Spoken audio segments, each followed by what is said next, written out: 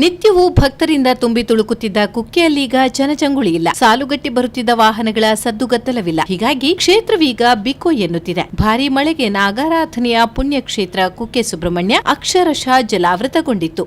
ಇಲ್ಲಿನ ಕುಮಾರಧಾರಾ ನದಿ ನೆರೆಯಿಂದ ತುಂಬಿ ಹರಿದಿತ್ತು. ನದಿ ಪಾತ್ರದ ಮನೆಗಳಿಗೆ ನೀರು ನುಗ್ಗಿತ್ತು. ನೆರೆಯಿಂದ ಕ್ಷೇತ್ರ ಸಂಪರ್ಕಿಸುವ ಮಾರ್ಗದ ನಡುವಿನ ಎಲ್ಲಾ ಸೇತುವೆಗಳು ಮುಳುಗಿ ಸಂಪರ್ಕ ಕಡಿತಗೊಂಡಿದ್ದವು.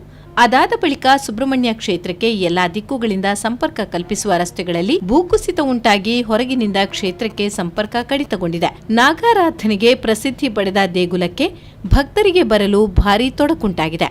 ನಾಗಾರಾಧನೆಯ ಪುಣ್ಯಕ್ಷೇತ್ರಕ್ಕೆ ನಾಡಿನ ವಿವಿಧೆಡೆಯಿಂದ ಪ್ರವಾಸಿಗರು ಬಂದು ದೇವರ ದರ್ಶನ ಹಾಗೂ ಸೇವೆಗಳನ್ನು ಪೂರೈಸಿ ತೆರಳುತ್ತಿದ್ದರು. ಇದೀಗ ಕ್ಷೇತ್ರಕ್ಕಾಗಮಿಸುವ ಪ್ರವಾಸಿಗರ ಪ್ರಮಾಣದಲ್ಲಿ ಭಾರೀ ಕುಸಿತ ಕಂಡಿದೆ. ಬೆಂಗಳೂರು ಮಂಗಳೂರು ನಡುವಿನ ಶಿರಾಡಿ ರಾಷ್ಟ್ರೀಯ ಹೆದ್ದಾರಿ, ಹಾಸನ ಸಕಲೇಶಪುರ, ಹೊಳೆನರಸೀಪುರ, ಬೆಂಗಳೂರು ಕಡೆಗೆ ಸಂಪರ್ಕ ಕಲ್ಪಿಸುವ ಬಿಸಿಲೆ ಘಾಟಿ ರಸ್ತೆ, ಸುಬ್ರಹ್ಮಣ್ಯ, ಸುಳ್ಯ, ಸಂಪಾಜೆ ಮೂಲಕ ಮೈಸೂರು ಹಾಗೂ ಕೇರಳಕ್ಕೂ ಸಂಪರ್ಕ ಕಲ್ಪಿಸುವ ರಸ್ತೆಗಳು ಮಾರ್ಗ ಮಧ್ಯೆ ಉಂಟಾದ ಭೂಕುಸಿತದಿಂದ ವಾಹನ ಓಡಾಟವಿಲ್ಲ. ಬೆಂಗಳೂರು ಮಂಗಳೂರು ನಡುವಿನ ರೈಲು ಯಾನವು ಸ್ಥಗಿತಗೊಂಡಿದೆ. ಇದೀಗ ಸುಬ್ರಹ್ಮಣ್ಯ ಮಂಜೇಶ್ವರ ರಸ್ತೆ ಹಾಗೂ ಸುಬ್ರಹ್ಮಣ್ಯ ಧರ್ಮಸ್ಥಳ ಆಗುಂಬೆ ಚಾರ್ಮಾಡಿ ಘಾಟಿ ರಸ್ತೆ ಓಡಾಟಕ್ಕೆ ಮಾತ್ರ ಮುಕ್ತವಾಗಿದೆ.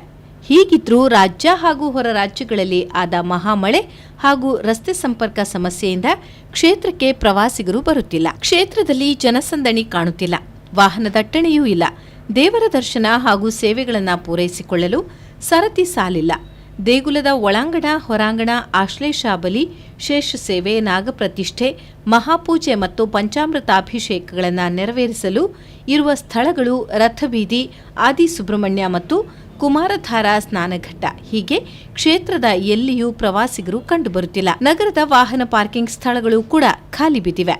ದೇಗುಲದ ವಸತಿ ಗೃಹ, ಛತ್ರ, ಖಾಸಗಿ ವಸತಿ ಗೃಹ ಬಿಕೋ ಎನ್ನುತ್ತಿದೆ. ಪ್ರವಾಸಿಗರ ಕೊರತೆಯಿಂದಾಗಿ ದೇಗುಲದಲ್ಲಿ ನಡೆಯುವ ಪ್ರಮುಖ ಸೇವೆಗಳಾದ ಸರ್ಪ ಸಂಸ್ಕಾರ, ನಾಗಪ್ರತಿಷ್ಠೆ, ಆಶ್ಲೇಷಾಬಲಿ, ಮಹಾಪೂಜೆ, ತುಲಾಭಾರ, ಕಾರ್ತಿಕ ಪೂಜೆ, ಶೇಷ ಸೇವೆ, ಮಹಾಭಿಷೇಕ ಇತ್ಯಾದಿ ಸೇವೆಗಳ ಪ್ರಮಾಣದಲ್ಲಿ ಭಾರೀ ಇಳಿಕೆ ಕಂಡುಬಂದಿದೆ. ಮಂಗಳವಾರ ದೇಗುಲದಲ್ಲಿ 47 ಸರ್ಪ ಸಂಸ್ಕಾರ, 2 ತುಲಾಭಾರ, 21 ಪಂಚಾಮೃತಾಭಿಷೇಕ, 98 ಆಶ್ಲೇಷಾಬಲಿ, 15 ನಾಗಪ್ರತಿಷ್ಠೆ, 11 ಮಹಾಪೂಜೆ, 53 ಕಾರ್ತಿಕೇಯ, 79 ಶೇಷ ಸೇವೆಗಳು ನಡೆದಿವೆ. ಸಾಮಾನ್ಯ ದಿನಗಳಿಗೆ ಹೋಲಿಸಿದರೆ ಇದು 80% ಕಡಿಮೆ ಇದೆ. ವ್ಯಾಪಾರಿಗಳು ನಷ್ಟಕ್ಕೊಳಗಾಗಿದ್ದಾರೆ.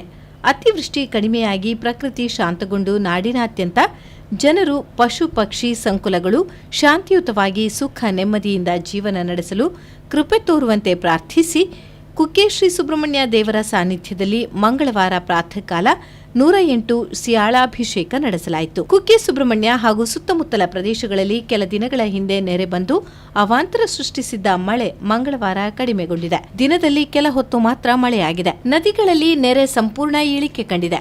ಮಳೆ ವಿಶ್ರಾಂತಿ ಪಡೆದಿದೆ. ಜನಜೀವನ ಹಿಂದಿನ ಸ್ಥಿತಿಗೆ ನಿಧಾನವಾಗಿ ಮರಳುತ್ತಿದೆ.